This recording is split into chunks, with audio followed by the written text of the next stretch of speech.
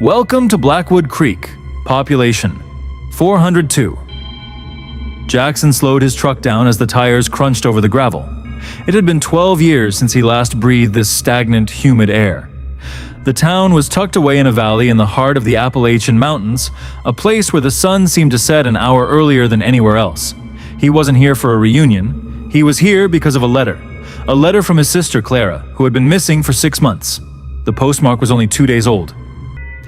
Come before the red moon, Jackson. The deadly night is coming. They are hungry. The silent town. As he drove through the main street, Jackson noticed something unsettling. The town was eerily quiet. It was only 5 p.m., but every shop was shuttered. Heavy iron bars were pulled across the windows of the grocery store and the pharmacy. No children played in the park. No dogs barked. He pulled up in front of the Blackwood Diner, the only place with a flickering neon sign. Inside, a lone waitress was mopping the floor. She didn't look up when the bell rang. "We're closed, stranger," she said, her voice raspy. "I'm looking for Clara Miller," Jackson said, placing a photo on the counter. The waitress froze. She slowly looked at the photo, then at Jackson.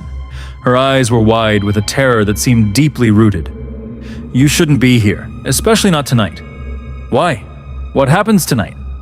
"The deadly night," she whispered, glancing at the clock. "When the moon turns red, the shadows don't stay attached to their owners. They hunt, they feed." The first shadow. Suddenly, the lights in the diner flickered and died. The only light left was the pale, dying glow of the evening sky. Jackson looked out the window and his heart skipped a beat. The moon wasn't white. It was a bruised crimson red. Outside on the empty street, a tall figure stood under a broken streetlight. It looked like a man, but its limbs were far too long, its joints bending at impossible angles. It didn't move. It just stared at the diner with empty, sunken sockets. "Don't look at it," the waitress hissed, dragging Jackson behind the counter. "If you acknowledge them, they know you're awake. And if you're awake, you're on the menu." A rhythmic scratching started on the roof. Scritch, scritch, scritch. It sounded like giant fingernails dragging across the metal. Jackson reached for his flashlight, but the waitress grabbed his hand. "Light is a beacon for them," she breathed.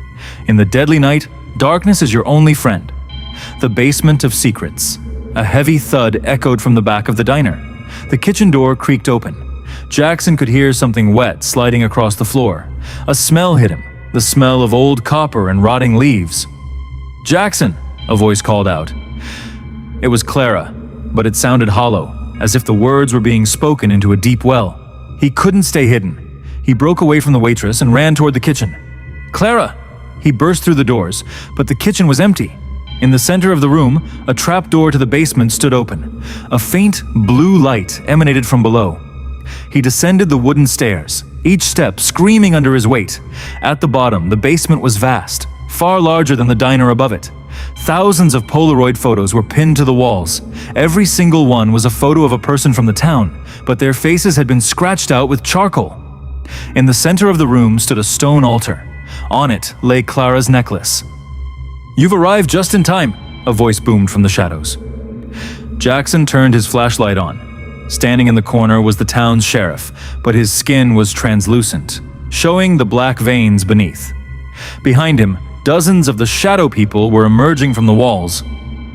"The town requires a sacrifice every decade to keep the mountains silent," the sheriff said, his jaw unhinging unnaturally wide. "Clara was the appetizer. You, Jackson, you are the main course."